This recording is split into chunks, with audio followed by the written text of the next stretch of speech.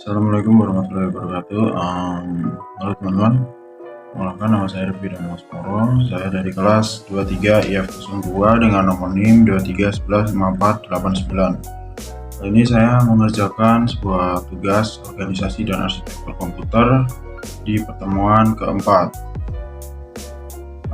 Langsung saja, soal yang pertama dan jawabannya yaitu, untuk soalnya yaitu, apa yang dimaksud dengan memori internal dalam konteks sistem komputer?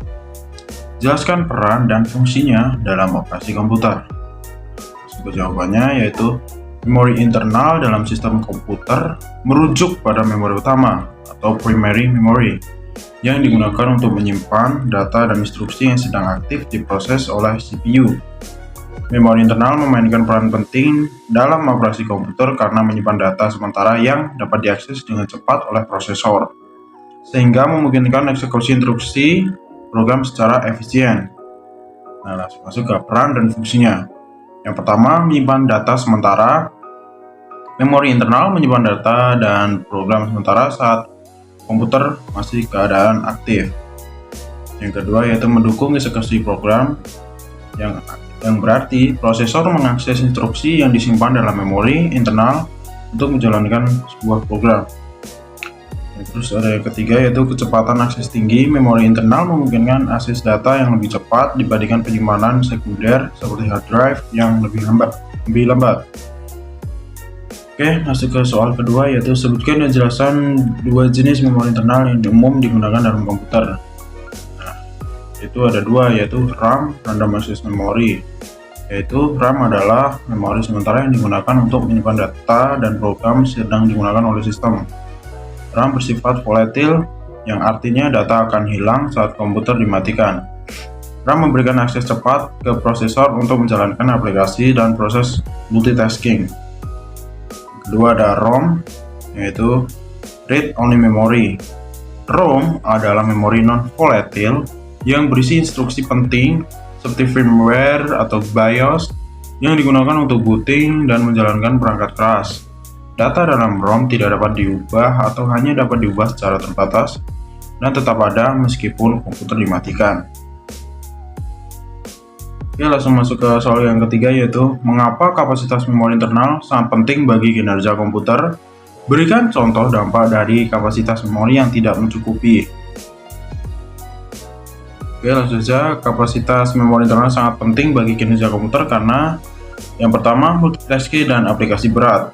Kapasitas yang lebih besar memungkinkan komputer menjalankan lebih banyak aplikasi secara bersamaan atau menangani aplikasi yang membutuhkan banyak memori, seperti editing, video, atau game. Yang kedua, kecepatan dan responsif. Memori internal yang cukup memastikan sistem tetap responsif. Jika kapasitas tidak mencukupi, sistem akan memulai menggunakan ruang pada disk atau virtual memory yang jauh lebih lambat. Ini masuk ke contoh dampak dari kapasitas memori yang tidak mencukupi. Jika komputer dengan RAM yang kecil mencoba menjalankan aplikasi yang membutuhkan banyak memori, seperti perangkat lunak desain grafis atau game berat, maka aplikasi bisa mengakses menjadi lambat, sering not responding, atau bahkan crash. Sistem juga mungkin akan sering mengakses penyimpanan sekunder atau paging yang memperlambat kinerja. Oke, langsung saja masuk ke soal yang keempat. Jelaskan bagaimana proses penyimpanan data terjadi di dalam memori internal saat sebuah program dijalankan. Ketika sebuah program dijalankan, instruksi dari program tersebut dipindahkan dari penyimpanan sekunder seperti hard drive atau SSD ke RAM. CPU akan mengambil instruksi dari RAM satu persatu mulai proses yang dikenal sebagai fetch execute cycle. Setelah diproses oleh CPU, data hasil eksekusi disimpan kembali di RAM, sementara menunggu operasi lebih lanjut. Jika program dimatikan, data dalam RAM akan hilang. Langsung masuk ke soal yang kelima yaitu, bagaimana perkembangan terbaru dalam teknologi memori internal saat ini dan bagaimana hal tersebut dapat mempengaruhi kinerja komputer di masa depan. Perkembangan terbaru dalam teknologi memori internal itu yang pertama ada DDR5 RAM. Teknologi RAM terbaru DDR5 menawarkan kecepatan transfer data yang lebih tinggi dan efisien energi yang lebih baik dibandingkan DDR4.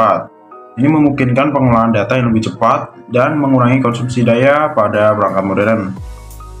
Masuk yang kedua yaitu 3D X-Point Intel Optane.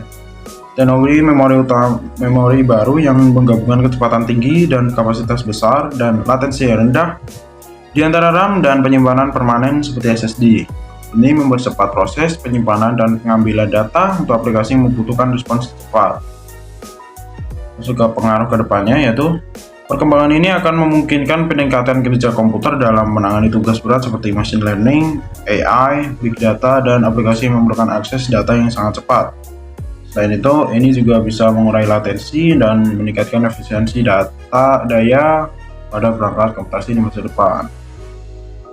Itu saja jawaban dari kelima soal tersebut. Terima kasih.